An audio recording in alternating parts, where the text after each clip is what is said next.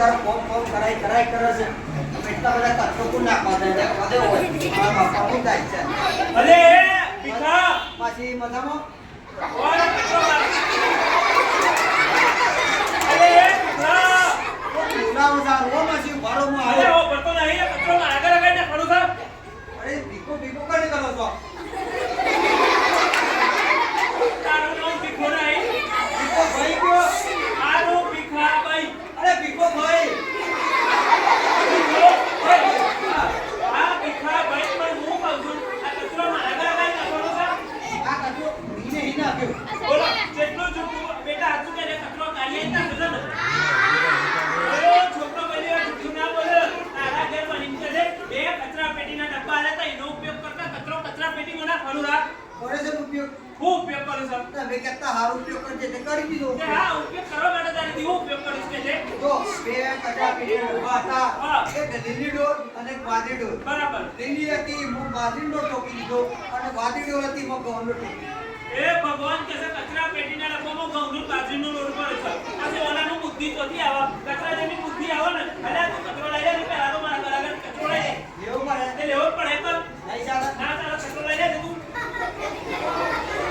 અને બાબા તારા ઘરની બે કચરા પેટીના ડબ્બા આલ્યા છે બરાબર એક વાડી કલરનો ને લીલા કલરનો એમાં ભાઈ વાડી કલરનો ડબ્બો લે ને એમાં તમારો સૂકો કચરો નાખવાનો જેમ કે આપણે કાગળના ટુકડા છે પ્લાસ્ટિકની થેલી છે આ બધું ભાઈ સૂકા કચરામાં આવે અને લીલા કલરનો ડબ્બો લે ને ભાઈ એમાં તમારા ભીનો કચરો નાખવાનો જેમ કે આપણે ફળફળાદીની છાલ છે શાકભાજીની છાલ છે ઘરનો વધેલો એફઆર છે આ બધું ભાઈ ભીના કચરામાં આવે બરાબર એટલે આવી રીતે અલગ અલગ કચરાનું વર્ગીકરણ કરી આપણા નગરપાલિકાનું ટ્રેક્ટર આપણા મહોલ્લામાં આપણી શેરીમાં અઠવાડિયામાં 2 થી 3 વાર આવે છે બરાબર તો એ કચરો આપણા ટ્રેક્ટરમાં ખાલી કરી દેવાનો એટલે ભાઈ નગરપાલિકા વાળાને એ કચરાનો યોગ્ય જગ્યાએ નિકાલ કરી દી બરાબર ને તો જો તમને તો ખબર પડી ગઈ કે કચરો આવી રીતે રસ્તા ઉપર નાખવાનો નહીં અને હું કહું છું એની મીટિંગો છું આવ મગાભાઈ શું થી આયા બજાર તો શાકભાજી લેવા બજાર જતા ભીખાભાઈ શાકભાજી હું લાયા અરે મેથી લાયા સાથે તો ગોટા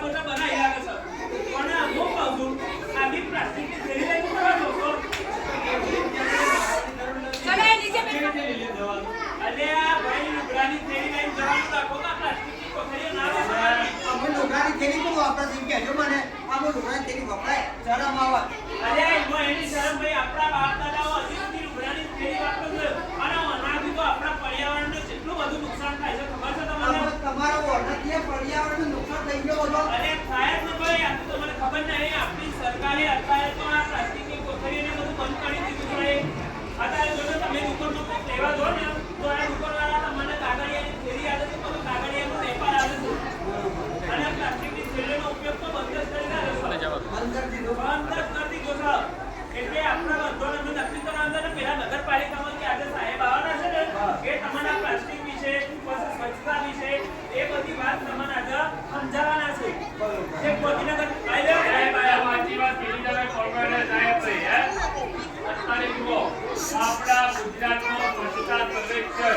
2024-25 ચાલી રહ્યું છે બરોબર છે અને એના અંતર્ગત એમાં ગુજરાત 2.0 એટલે આપણે સ્વચ્છતા અભિયાનમાં જોડાવાનું છે બરોબર આપણે જે વિસ્તારમાં રહેતા હોય આપણા ઘરથી લઈને પહેલા આપણા ઘરનું આવડું સાફ કરવાનું છે પછી આપણે જે શેરી મહોલ્લામાં રહેતા હોય મહોલ્લો સાફ કરી રાખવાનું છે પછી આપણું ગામ સ્વચ્છ રાખવાનું છે એના પછી આપણો તાલુકો પછી જિલ્લો રાજ્ય અને એમ કરતા આખો આપણો સંપૂર્ણ ભારત દેશ આપણે સ્વચ્છ સુંદર અને રડિયામણો બનાવવાનો છે સાચી વાત કીધી હો સાહેબ પણ આ ક્યારે શક્ય બનશે આપણે શરૂઆત આપણે આપણા ઘરથી આપણી પોતાનાથી શરૂઆત કરશું ત્યારે બરાબર પછી એવું ના હોય કે ભાઈ બાજુવાળો કચરો અહીંયા નાખે તો મારો હોય આઈને જ નાખવો આવા 10 જણા એક જગ્યાએ કચરો નાખે તો સરકારનો ઢગલો થવાનો કે નહીં થવાનો એ તો સાહેબ એના કરતા આપણે કચરો કચરા પેટીમાં નાખવાનો નગરપાલિકાનું ટ્રેક્ટર લેવા આવે એટલે એ કચરો એમાં નાખવાનો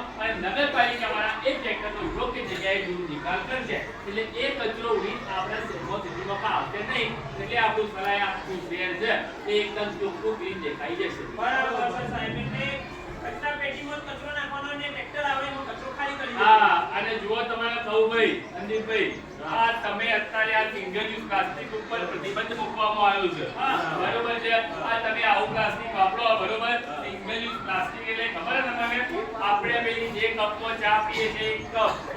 બરોબર છે. પછી જે આપણે દુકાનમાંથી પાણીની બોટલ લઈને પાણી પીએ છીએ, પાણીની બોટલ પ્લાસ્ટિકની હોય છે એ. પછી થર્મોકોલ, પછી જે તમે પોલિથીનમાં બધું શાકભાજી લાવો ને એ જેવી, બરોબર છે. અને ડેકોરેશન માટે વપરાતા અમુક પ્લાસ્ટિકના વેપરો. અને આ છોકરો જે બધું હોય ને ચોકલેટો વેફર પડીકો કુરકુરીઓ બધું હોય એનો જે પેકેટ આવે ને એ બધું આ છે ને વાતાવરણમાં બી પર્યાવરણનું નુકસાન કરે અને જમીનને નુકસાન કરે અને પાણીને નુકસાન કરે. એટલે 3 પ્રકારનું પ્રદૂષણ ફેલાવે છે. અને એમાંય પાછા આપણે પ્લાસ્ટિકને ખરીદીએ એટલે કાળા ધુમાડા નીકળે. એટલે આપણું હવામાન તો પ્રદૂષિત થાય. એટલે આપણે ખાસ આવા ધ્યાન રાખવાનું છે કે ગમે ત્યાં કચરો નાખવાનો નહીં, પાણી ઢોળવાનો નહીં, પછી માવા પડી ગઈ ગમે ત્યાં પિચકારી મારવાની નહીં, નાહવાનો નહીં.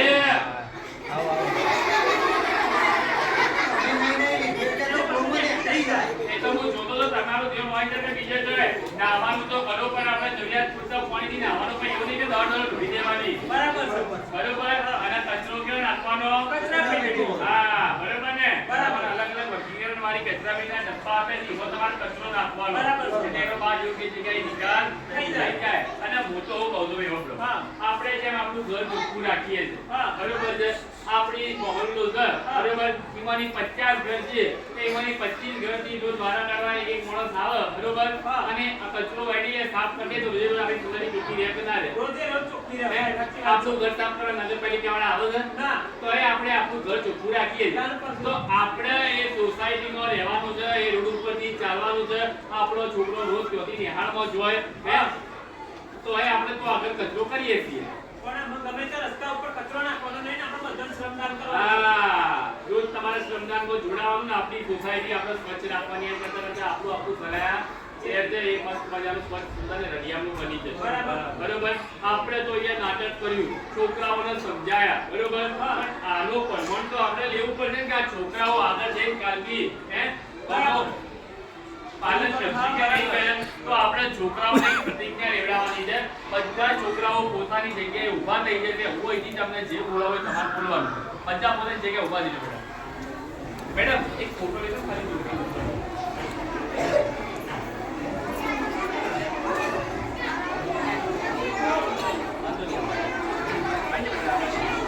આગળથી લઈ લો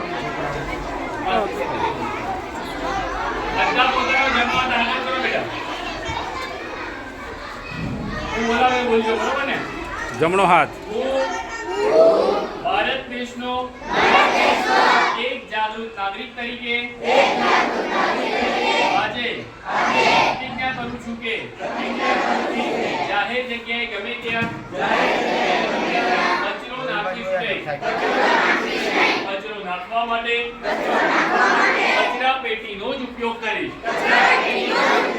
હું ગમે ત્યાં જાહેર રસ્તામાં પાણી ઢોળી પાણીનો બગાડ કરીશ નહીં. હું સિંગલ યુઝ પ્લાસ્ટિકનો ઉપયોગ કરીશ નહીં.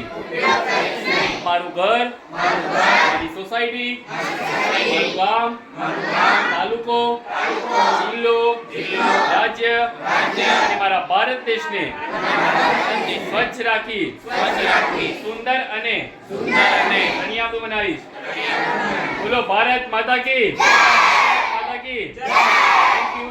જય ભારત. આભાર બધાનો.